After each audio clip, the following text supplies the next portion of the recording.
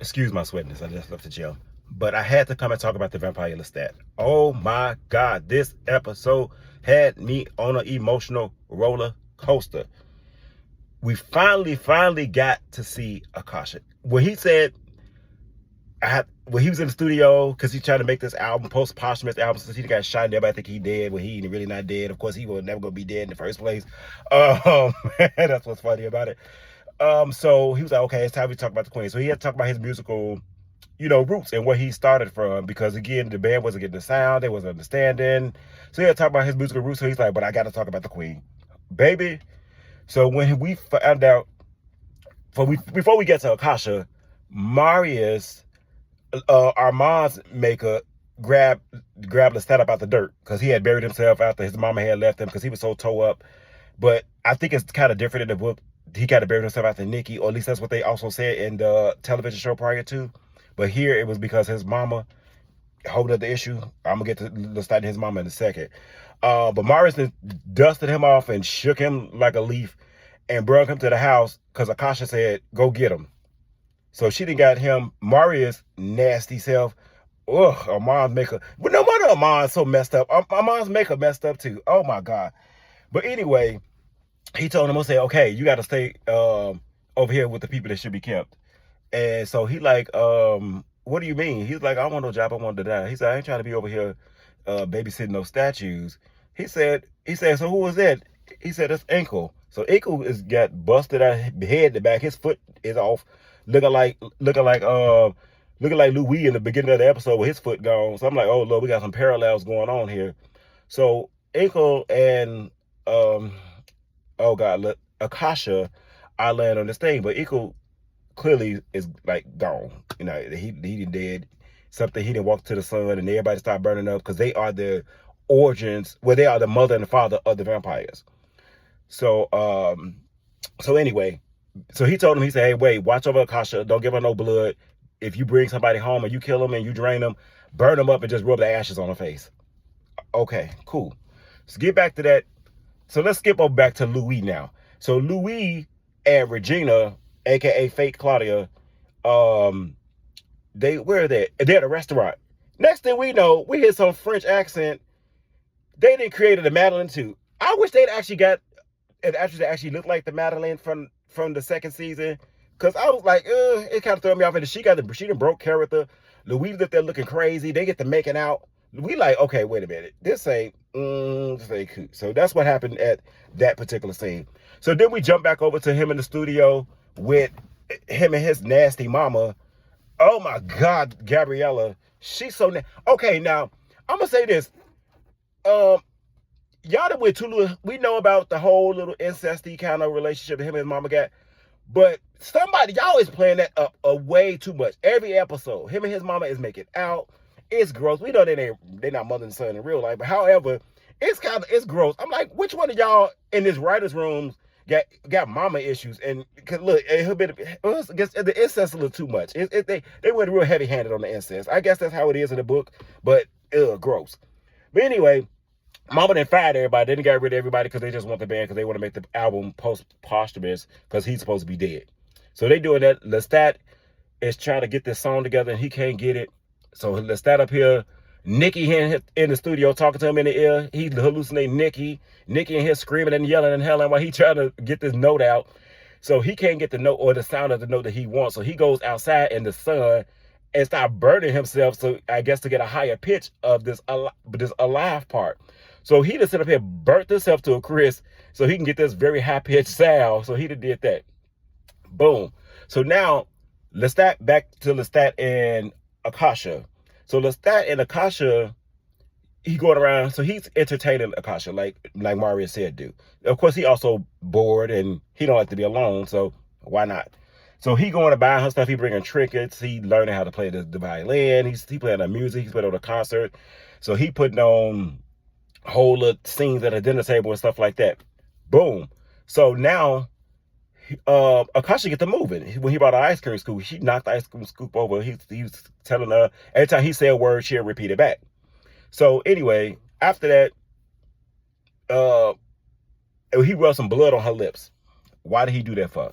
That man that told her don't do that. So anyway, He done ran the blood on her lips, and then she got to talking. Then she got left to get the raising up.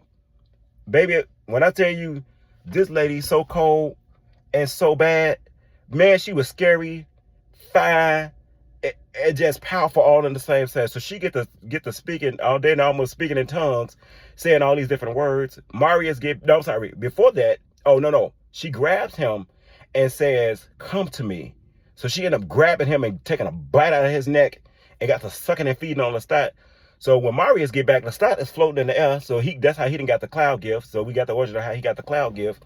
He floating in the air for 3 days because they up there sucking on each other. And he told that man, don't do that.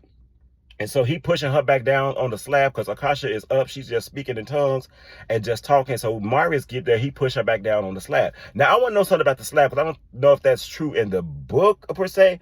But the slab have some kind of magic powers that they put them back in a catatonic state where she could just go be stoned again and just be chilling. But anyway, he pushed her down. She kind of stayed there. She popped back up and got to speaking again. Boy, she got to saying all kind of words, saying everything. And like, boom.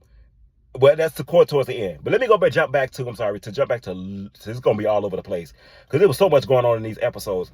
So let me jump back to Louis and Regina, a.k.a. Fake Claudia. So Louis and Fake Claudia on this thing. Anyway, that ain't that more. They was together. He kind of realizing that that's not her. But he was like, okay. So he ended up calling Lestat to go and check and see if he's seeing what he's seeing. So Lestat goes in there and see Regina, and he tell her, stop messing around with Louis, and she like, but what you talking about? I need this money. She was like, I look just like it on her. Baby, when I tell you that man almost crumbled, because she looks just like Claudia, but he like, no, you're not her. You don't look like her. She hit him with the Uncle Les and everything, and that man didn't, and fell apart. So that's what happened with that. So he come back and tell Louis, no, that's not her, to spare Louis from going back to see her and from, continue to like hurt himself and be in this whole depression state over losing Claudia, even though he also feeling the same way. He said, nigga, next time, check on me when I got shot. When you ask me to do stuff for you, come check on me next time. Okay, so boom. After that, he goes back to the studio and writes a song about Claudia. When I tell you, I almost started crying. The way that I am too invested in these characters, that's crazy. So Claudia, as he's singing, Claudia, Visions Claudia comes up, the actual real Claudia.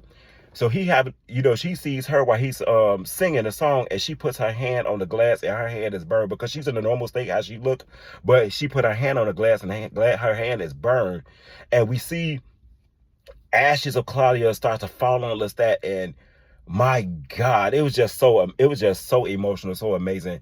So he tell his band like, oh, we scrapping Longface. This is the new sound, because he got this revelation. He also miss and reminisce on Claudia too. They also show us Claudia getting burned, because he said that he can't, forget how she looked, because she looked at him while, when they burnt her up and she died. So he can't get that out of his head. And we see that. And he still loves Claudia. He misses Claudia as well, just as much as Louis. But anyway, I forgot, Daniel and Armand. So Daniel doing out man on the street interviews with people. Armand got to talking through this man, and then Armand had told him, so him and Armand meet up, and Armand had told him how he loved him, and Daniel is not having that. Daniel is not having it. Daniel's not having it at all. Daniel like, you done neglected me, blah, blah, blah. Armand like, well, I'm in love with you. I've been stalking you for 52 years. What? Daniel looking like, what? What do you mean? So he get to tell Daniel all these places that he was looking at, that he was basically stalking him and in the shadows, creeping and wiping people's mind for him. And he was like, what was Louis at when you was doing all this, stalking me? He said, oh, Louis knew about it. He was at the house. I told him everything that was going on. They all messed up. Baby, when I tell you these people is messed up, but I love them, and I would love to be in that world. I hate it, but I love it at the same time. So that's what happened with Daniel. Also Armand told Daniel that Gabriella, aka Sophia, is Lestat mama. So he kind of breaking that stuff down. So he planting seeds. He let Daniel know. So basically, like I said, at the end, that's basically it. That was all. That's everything that happened. I probably am missing something, like I said, but then, like I said, when they jump back to Akasha, she's sitting up, she yelling and screaming and saying all these different words. And baby, when she's at the end, she said, I am the answer. When I tell you that I was so afraid and so intrigued at this lady, Baby, Akasha is nothing to be played with, and I cannot wait to see how this turns out. Man, this show is so amazing. Oh my God, I love it. That's my thoughts on it. Let me know if y'all enjoyed it as much as I did.